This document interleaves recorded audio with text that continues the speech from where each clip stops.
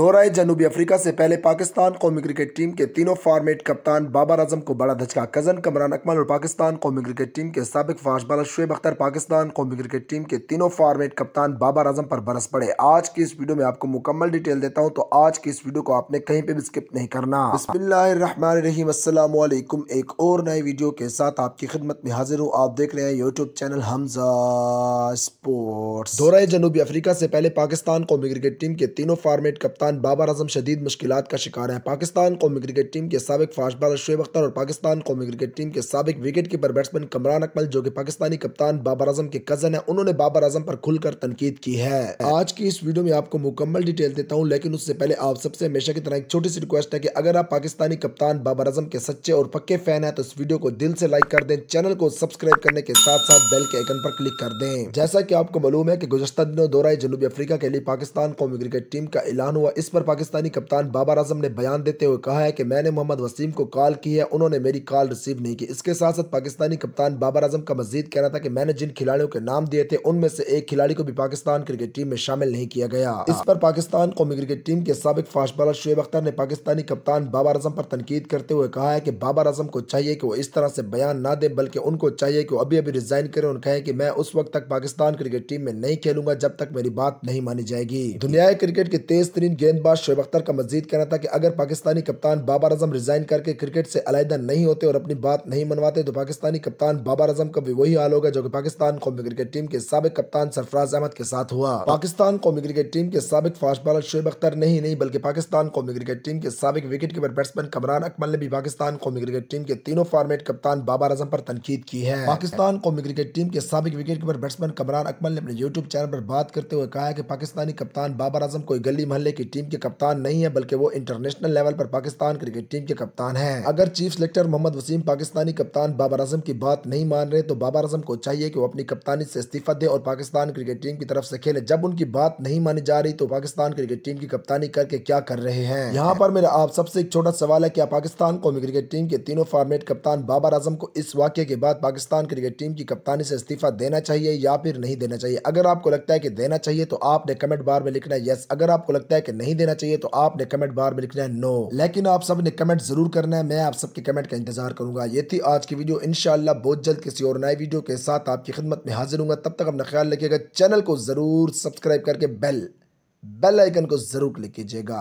अल्लाह हाफिज।